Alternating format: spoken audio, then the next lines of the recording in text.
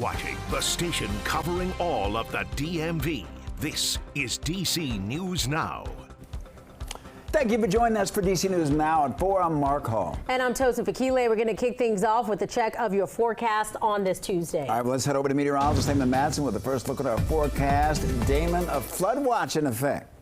Yeah, guys, we're definitely still dealing with this soggy weather. Mother Nature is not cutting us any bit of a break, and that is the main problem here. We've had several days of rain and storms working across the DMV. Yesterday was still soggy, but at least only we saw light rain moving through. But this afternoon, evening, rounds of heavy rainfall are possible once again, and it would not take much of that heavier rain to cause flooding. So that's why this flood watch is up for much of the DMV from DC westward, basically until the middle of the night tonight. The exact end time depends on exactly where you're at. It only goes until 10 p.m. for our western counties closer to the district. That flood watch goes another couple of hours until midnight. Main story here being that we just have to be on alert for that possible bit of heavy rainfall and flooding into the night. Now, so far so good. We have noticed some pockets of heavier rain developing here and there, especially across the mountains west of I-81. But a lot of this rain, as it's moved east, has dissipated, and we have the clouds to thank for that, as we didn't really see as many peaks of sun closer to the district off to the east, and that really has not allowed that rainfall to intensify, those thunderstorms to gain much strength. But still, can't let our guard down yet. Rain and storms will remain possible over the next several hours through the evening into the start of the night before it starts to calm down. So we have this chance for some heavy rain and flooding today. Will that same threat be there as we head into the middle of the week? We'll have a full look at your forecast coming up here in just a bit. All right, Damon, thank you. There will be a new state's attorney in Prince George's County, Maryland. Tara Jackson has been selected to fill the position, the state's attorney role previously held by Aisha Brayboy, who will be sworn in as county executive Thursday. Jackson also filling in as county executive after Angela Alsobrooks became senator. Jackson spoke on her appointment earlier today. My philosophy is simple. I will always try to do the right thing, to seek truth, to uphold the law, and to pursue justice. I will advocate for those who are victimized and be fair to those who are accused. Jackson received her law degree from the University of Maryland and has been practicing for over 20 years. Now to the Middle East. This is video showing the flight path of a fleet of military planes headed to Europe in the middle of the escalating conflict between Israel and Iran. President Trump warning people living in Tehran to evacuate immediately. This is the situation on the streets of Tehran. Israel warned hundreds of thousands of people to evacuate the middle of Iran's capital as the airstrikes on Tehran continued on the fourth day. Many people crowding gas stations as they evacuate the Iranian capital. Several reports note bumper-to-bumper traffic. President Trump speaking today on the evacuations. Yeah, I think it's safer. There's a lot of bad things happening. No, I think it's safer for them to evacuate. Trump also suggests the U.S. could give up on negotiations. Coming up in our next half hour, our national correspondent breaks down the president's next move on military assets in Iran. Back here at home this morning, D.C. Fire and EMS crews responding to reports of a fire along Massachusetts Avenue Northeast. This is just a few blocks from the Capitol and Union Station. The building houses the Papatella Neapolitan Pizza Shop on the first floor and what looks like residential space on the other two floors. Crews say the fire was contained by sprinklers and extinguished by firefighters. No one, we're told, was hurt.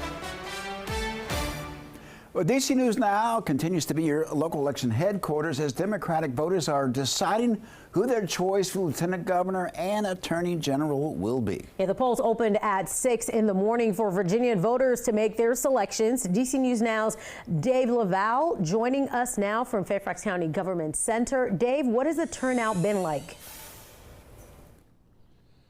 Well, good afternoon to you, Tosin and Mark. From what we've seen, it's been relatively light turnout here all day. The latest numbers from Fairfax County elections show just over 1.5% of registered voters have cast their ballots, while nearly 4% of absentee and early voting ballots have been cast. Those who have voted told us they simply want to improve the state.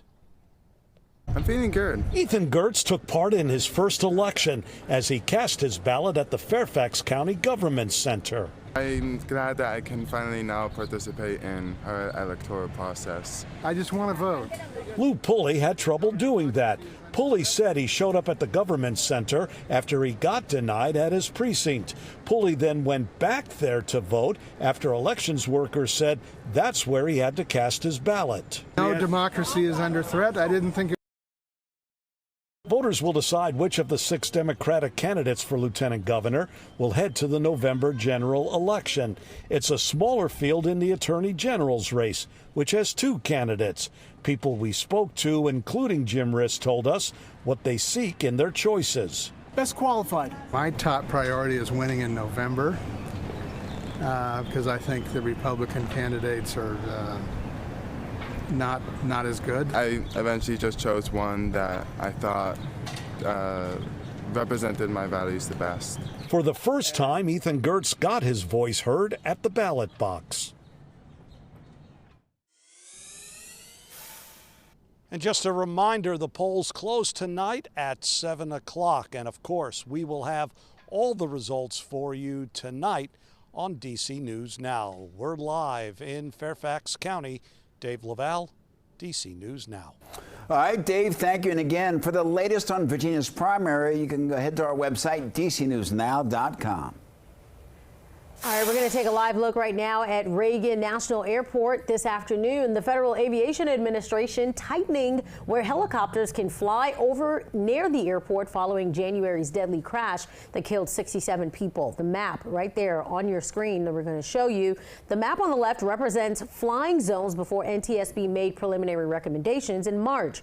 The map on the right represents the updated fly zones for helicopters. The FAA notes zones 3 and 4 have been reduced in size and moved further from the airport. They say this is to create more separation between helicopters and aircrafts as they make that final approach into DCA. Well, Tosin, a major push for new changes for policing in Prince George's County. Zoe's Law would set new guidelines for police pursuits in that county.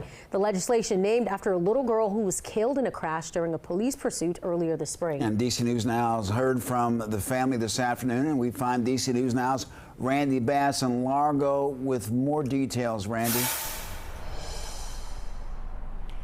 Yes, this push for pursuit reform would put new laws on the books that pretty much mirror laws that are, or rules and regulations rather, that are already in place with the PGPD. But it would make some of those same rules and regulations apply to other municipalities and smaller departments within the county. The lawmaker pushing for this legislation, she says this is all about trying to prevent the same heartbreak Zoe's family has already been through. I miss her every single day.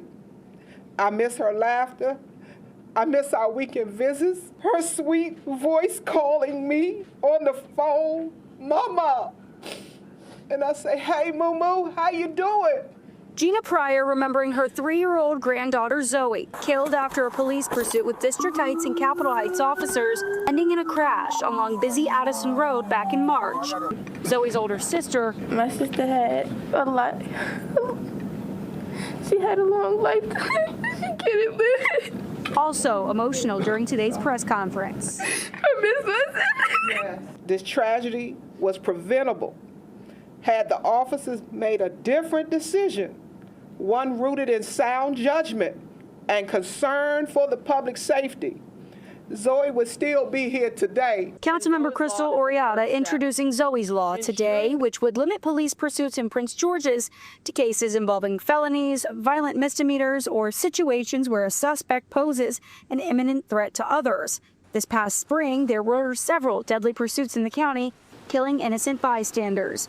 The bill creates new guidelines for pursuits in what Oriata describes as transparency and accountability for reporting that. We have to ask ourselves, what can we do to ensure that this never happens again? Now, this bill was just introduced today, still very early on in the legislative process, has to go through all of those steps before Zoe's Law officially becomes law. Councilmember Oriata says she will work tirelessly to make sure the bill is passed. In Largo, I'm Randy Bass, DC News Now.